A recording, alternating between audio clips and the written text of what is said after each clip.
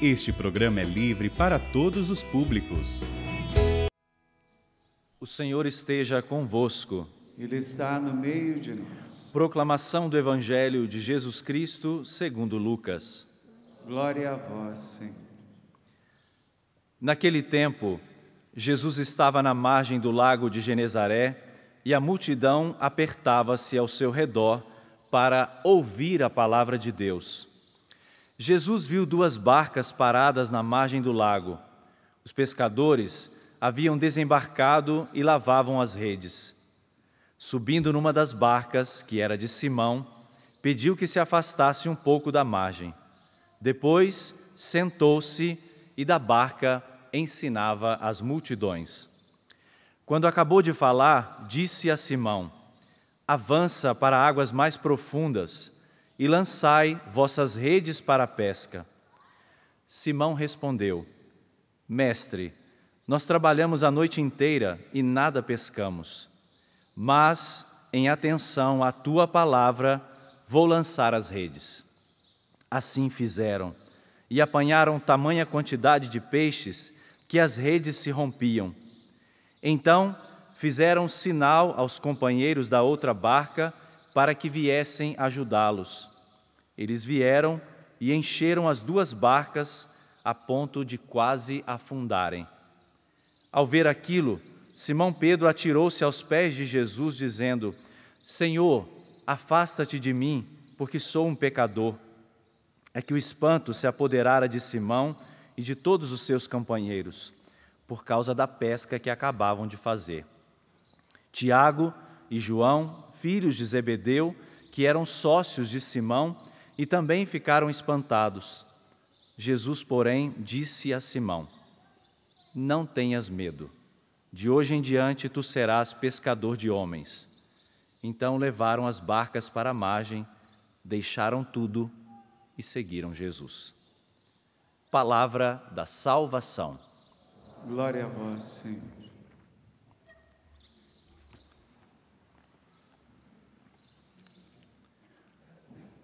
Meus irmãos e minhas irmãs, neste 5º domingo do tempo comum, a liturgia da palavra nos oferece a oportunidade de, também com os discípulos, cada um de nós, voltar às raízes do nosso chamado, às raízes da história de amor do Senhor com cada um de nós.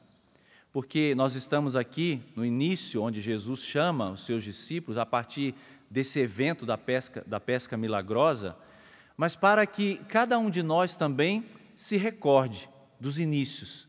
Cada um de nós se recorde dessa primeira lição que Jesus havia dado aos seus discípulos e dá a cada um de nós.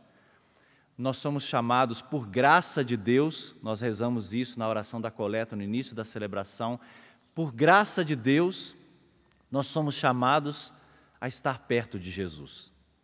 É claro que esta proximidade com o Senhor, essa experiência de sermos próximos dEle, próximos do seu coração, em muitos momentos, essa experiência nos causa espanto.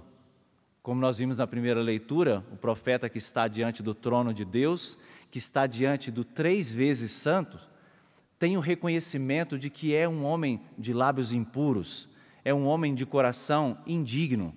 Como também a experiência de Pedro, quando reconhece a potência de Jesus, a graça que é estar diante daquele homem, também reconhece a sua pequenez e pede: "Senhor, afasta-te de mim, porque eu sou um pecador." Eu e você podemos fazer essa experiência inúmeras vezes, quando também nós nos maravilhamos da grandeza do chamado de Deus, da graça de Deus na nossa vida e nos deparamos com a nossa pequenez, com a nossa fragilidade e nos deparamos com as nossas frustrações, porque hoje também é um episódio de uma aparente frustração, porque essa pesca que os discípulos tentaram a noite toda foi frustrada.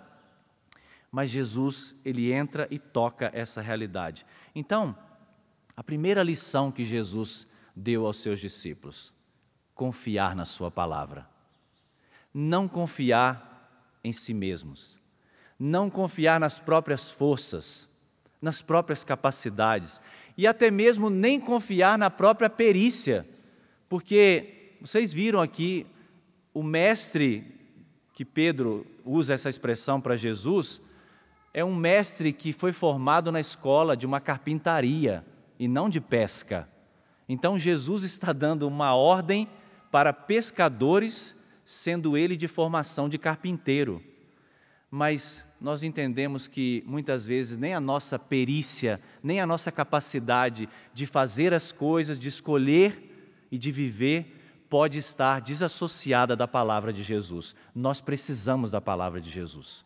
Nós precisamos nos apoiar na palavra de Jesus. Embora saibamos muitas coisas, embora já tenhamos caminhado e dado muitos passos, porque eu imagino que eu não esteja falando aqui para pagãos, para pessoas que estejam distantes do Senhor. Não, pelo contrário, nós estamos numa assembleia dominical, aqui e em casa, para pessoas que sabem o que é esse mistério, têm consciência do que é aproximar-se da Eucaristia, sabe o que é se colocar numa fila de comunhão. Então, nós precisamos nos recordar que esta luta de santidade que nós vivemos, jamais ela pode estar desassociada da graça do Senhor, da força da sua palavra. Porque se nós ousarmos caminhar sozinhos e querer uma santidade pela nossa própria conta, nós também vamos experimentar a frustração de ver que sem o Senhor nós não podemos fazer nada. Nós vamos lutar a vida inteira, vamos suar, não vamos pegar nada. Nós também vamos experimentar a frustração. Então hoje, a liturgia da palavra quer nos mergulhar nesta lição de Jesus, que nós não podemos nem um passo sem o Senhor, nós não podemos fazer nada sem Ele. E como eu disse, depois de uma noite inteira de trabalho, imaginem vocês, aqueles homens que ainda não haviam experimentado Jesus Cristo, não estavam ainda no grupo dos discípulos, além de experimentar uma noite frustrante de uma pesca inútil, tem que agora ouvir um sermão de Jesus, porque Jesus estava falando com as multidões. E ouvir esse sermão de Jesus, como eu disse, depois dando uma ordem absurda para eles, que tentaram a noite inteira e agora já era dia, não era hora de pesca, ouvir do Mestre: lançai as vossas redes, avancem para águas mais profundas. A respeito dessa ordem de Jesus, inclusive, avança para águas mais profundas e lançai as redes. É interessante que tem um jogo de palavras aqui, entre singular e plural, não é? Às vezes passa desapercebido aos nossos olhos, porque primeiro Jesus diz, avança, é a segunda pessoa do plural do imperativo, e depois ele diz, lançai as vossas redes, é o plural. Engraçado isso daqui, né? Porque Jesus está dando uma ordem no singular e no plural. Porque esta experiência, esse convite que o Senhor faz a cada um de nós para segui-lo bem de perto, ele muitas vezes se mistura entre o pessoal e o comunitário. É uma resposta comunitária porque Jesus formou uma comunidade de discípulos, todos são responsáveis pela resposta desse chamado, mas ele é individual. Cada um é chamado a avançar, a colocar a sua vida nas mãos do Senhor, de uma maneira pessoal. Porque essa experiência que nós vivemos na igreja de unidade, de comunhão, ela não exclui a individualidade. Nós nos santificamos comunitariamente, mas cada um precisa dar a sua resposta. Nós não podemos tirar o corpo fora. Nós, pessoalmente, precisamos nos colocar. Essa é a beleza da igreja. Essa é a beleza da igreja formada nos seus diversos ministérios e carismas. Ninguém pode ficar de fora. Nós somos comunidade, somos muitos aqui neste santuário, mas cada um precisa assumir o seu lugar na igreja, a sua missão. E a gente sabe, muitas vezes, algumas manifestações contrárias a esse espírito eclesial, né? Quando a pessoa não quer se comprometer na sua paróquia, quando a pessoa não quer se engajar nos grupos paroquiais, nas realidades próprias da sua comunidade, não tem interesse, é desinteressada de tudo aquilo que acontece na realidade da comunidade, porque a visão ainda é aquela visão da igreja que oferece alguma coisa. Eu vou na igreja, para buscar o meu conforto, a minha paz, eu vou na igreja para fazer a minha comunhão. Não entendeu ainda aquela visão de igreja em que você se oferece. Não é para ser servido, mas é para servir. Então eu me coloco nessa companhia de pesca com esta visão eclesial de que eu vou ali para me oferecer, junto com os meus irmãos, junto com o Senhor, a Deus. Esse é o espírito, meus irmãos, da Eucaristia. A Eucaristia não é uma experiência intimista, só para nutrir a minha espiritualidade e eu ficar bem com a minha consciência, porque na tabelinha dos meus compromissos, do domingo já fui à missa, está ok. Não.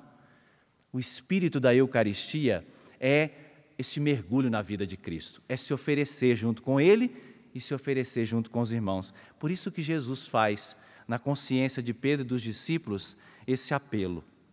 Avança para águas mais profundas. Saiamos, da superfície. Só às vezes queremos ficar lá na ponta do iceberg, mas o Senhor quer que nós mergulhemos profundamente a nossa vida, na vida dele, e olha a resposta que Pedro dá. Em atenção à tua palavra, nós vamos lançar a rede. Porque era uma ordem, como eu falei para vocês, aparentemente absurda, um carpinteiro querendo ensinar pescadores a pescar, Mas na nossa vida, a gente não pode só obedecer só o que parece sensato para nós, Porque às vezes a nossa cabecinha é muito quadrada, a gente só quer obedecer ao Senhor quando a realidade é muito sensata, muito calculada, muito objetiva. Muitas das vezes, as ordens vão ser aparentemente insensatas. As ordens de Deus vão parecer absurdas para a nossa vida. Mas aí eu volto ao que eu falei no começo da homilia. Qual é a primeira lição que Jesus nos deu?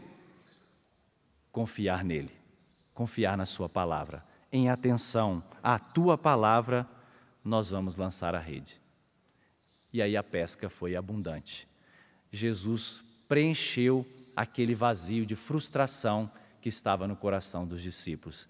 Jesus também vai preencher no nosso coração esta sede de infinito, esta sede de plenitude que cada um de nós carrega dentro do coração. Abaixe por um instante a sua cabeça. Talvez hoje as tuas redes estejam vazias. Talvez hoje também na sua vida você esteja experimentando uma frustração. Mas não tenha medo. Jesus sentou naquela barca de Simão, a barca da frustração. Jesus escolheu aquela barca para dizer que queria entrar na vida dos discípulos e na vida de cada um de nós para nos preencher. O Senhor não culpou Simão e os discípulos pela pesca frustrada. Não existe sentimento de culpa, mas Jesus queria a confiança no coração deles. Jesus também, agora, nesse momento em que nós estamos aqui experimentando a força da sua palavra, também não nos culpa, também não coloca sobre nós o peso das nossas frustrações, mas Ele vem para nos tirar delas. Ele vem para preencher o nosso coração. Coloque a mão sobre o seu coração e peça esta graça sobre você, sobre a sua vida. Você que está aqui no santuário, você que está acompanhando esta celebração em casa, peça que Jesus também possa curar, peça que Jesus também possa sarar as feridas do seu coração, que Ele possa preencher o seu interior. Solte a sua voz, reze agora, dê a sua resposta ao Senhor, dê a sua resposta de amor ao Senhor. Nesta manhã de domingo, Ele também encontra cada um de nós nas nossas realidades, nas nossas dores. O Senhor quer também nos encontrar.